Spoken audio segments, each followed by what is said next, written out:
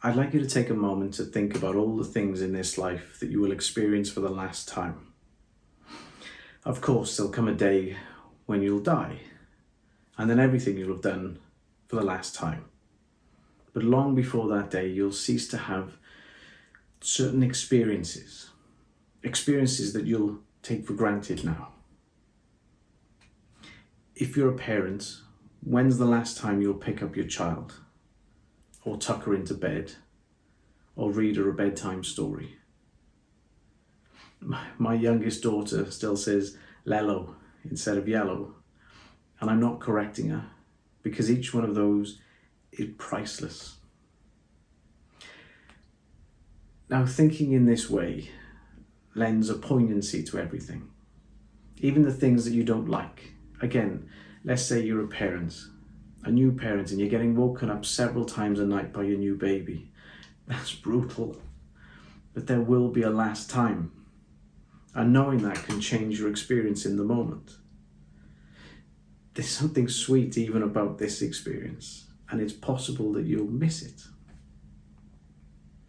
We do everything a finite number of times, and yet we tend to take even the most beautiful moments for granted. And the rest of the time, we're just trying to get through stuff. You're just trying to get to the end of whatever experience you're having. When I was researching for a climb assignment about plotting our life story, I came across the work of Tim Urban, who published a poster which represents 90 years of life in weeks. Each line has 52 squares, and there are 90 lines. The scale's frankly alarming. To contemplate each week as a significant piece of 90 years, and you can put your finger on the current week in your life, and you can see where you are. And then, of course, you realize you've got no assurance of how many weeks you've got left.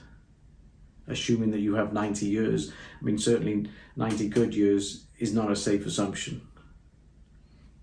But what you can know is that each time you do something, pleasant or unpleasant, that is one last time you'll do it. And there will come a time when you'll have done something for the final time. And you'll rarely know when that is. For instance, I used to love to play rugby, and I haven't played rugby for well over a decade now. Will I ever play rugby again? No idea. But I can assure you that the last time I took off my boots, I wasn't even remotely aware of the possibility that it might be the last time. Now, I might live for many more years, and yet this stood a good chance of being the last time I'd ever play. When's the last time you swam in the ocean, or went ice skating? When was the last time you took a walk just to take a walk? As you go about your day to day, consider everything you're doing. Everything represents a finite opportunity to savor your life on some level. Everything is precious, and if it doesn't seem that way, I think you'll find that paying a little more attention can make it seem that way. Attention really is your true source of wealth, even more than time, because you can waste time being distracted. So this is just to urge you to take a little more care. When you meet someone for the first time and shake their hand, pay a little more attention. When you thank somebody for something, mean it a little more. Connect with your life, and mindfulness is the tool that allows you to do that. Your attention is always bound up in something. We largely become what we pay attention to. We're building our minds in every moment. We're building habits and desires, worries and expectations, prejudices and insights. Mindfulness is just the ability to notice this process with clarity and then prioritize what you pay attention to.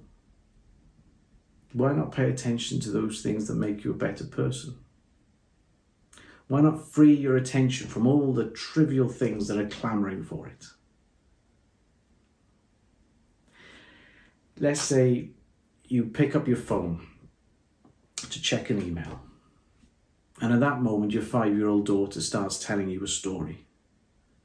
Now, you could be so lost in your thoughts about your email, and you could find the urge to respond to it so compelling that you don't even notice that your daughter's talking to you.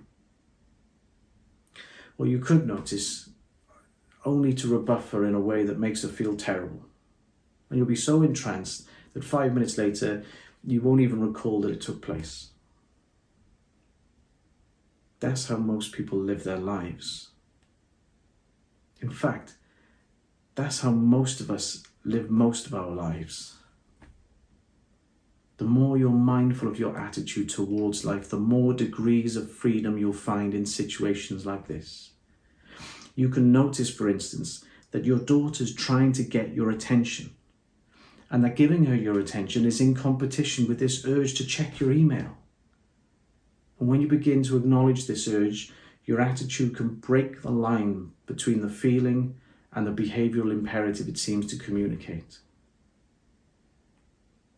It's true that one way to get rid of the urge or the feeling is to check your email, but another is just to simply let go of it. And only mindfulness allows you to do the latter. And then you can direct your attention to the 5-year-old who's standing in front of you. And it might be the only story she tells you that day. And you can be aware of this fact in that moment. And you can feel the poignancy of that. And in that moment, you can further ingrain this new habit. You can become the kind of person who is fully present in moments like that. And you become that kind of person, not just for yourself, by changing your attitude, but in this case, for your daughter, by changing her perception of you and of her surroundings. Now, this is just a 30-second slice of life. There are literally hundreds, even thousands of moments like this throughout the day. These are choice points that wouldn't otherwise exist. These are paths taken and not taken for good reason, but without free attention, there's no place for good reasons to land. And as you grow in mindfulness, you begin to notice the lies you can no longer tell, and you begin to have insights into your true motives in various situations. That are sometimes not flattering, but you want these insights all the same, because how else do you become a better person? That is what it is to live an examined life. So don't pay attention just because it's good for you. It's more important than that.